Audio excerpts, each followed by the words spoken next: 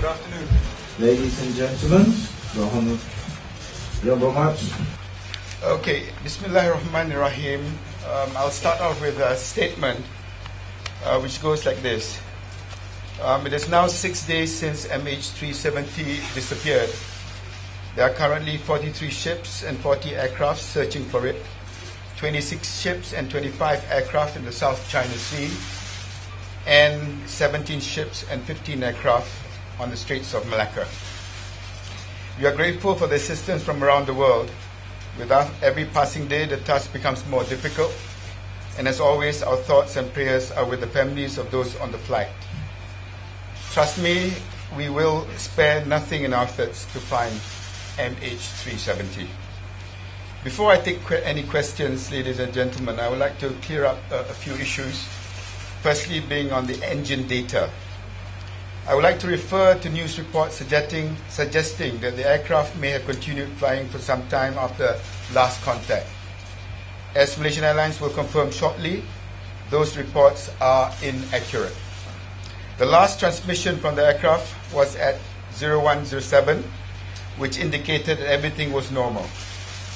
Rolls-Royce and Boeing teams are here in Kuala Lumpur and have worked with MAS and the investigations team since Sunday. These issues have never been raised. Whenever there are new details, they must be corroborated. Since today's media reports, MAS has asked Rolls-Royce and Boeing specifically about the data.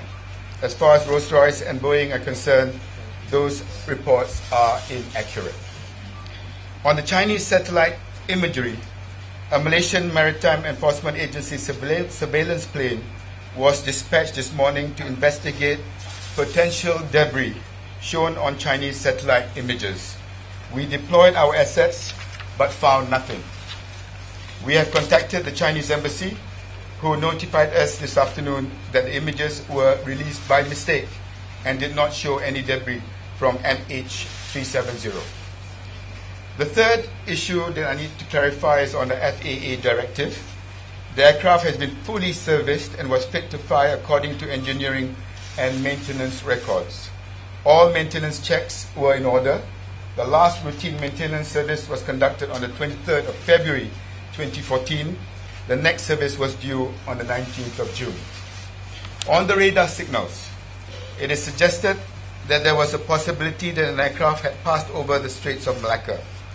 We have a duty to investigate any possibility. We owe it to the families of those on the flight to follow up every lead, and on that basis, we dispatched extra ships and aircraft to search the area. However, our main effort has always been in the South China Sea.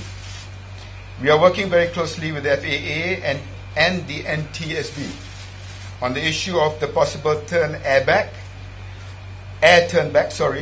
They have indicated to us that based on the information and data given by the Malaysian authorities, they being FAA and NTSB, the US team was of the view that there were reasonable grounds for Malaysian authorities to deploy resources to conduct search on the western side of the Peninsular Malaysia. Under the circumstances, it is appropriate to conduct a search, even if the evidence suggests there is a possibility of finding even a minor evidence to suggest that the aircraft would have been there. The fifth issue, ladies and gentlemen, is about raw data. As I am sure you can understand, we would not ordinarily release raw data from our military radar. But in this case, we have put the search effort above our national security. We have shared our data with our international partners, including the US and China, to help with the search efforts. Sixth, police investigation into the pilots. Reports suggesting that the Malaysian police searched the homes of the MH370 crew are not true, and the Royal Malaysian Police have issued a statement to that effect. Finally, Malaysia's response. I want to touch on the question of Malaysia's response.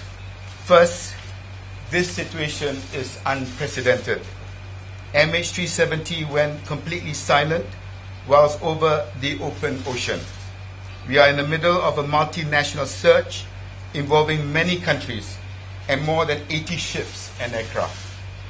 This is a crisis situation. It is a very complex operation, and it has not always been easy. We are devoting all our energies to the task at hand, and I want to be very clear, our focus has been on finding the aircraft. We have not done anything that could jeopardize this search effort. There are times when we have not been able to reveal information, for example, some radar signals, because they require analysis and confirmation by other agencies before they are being released.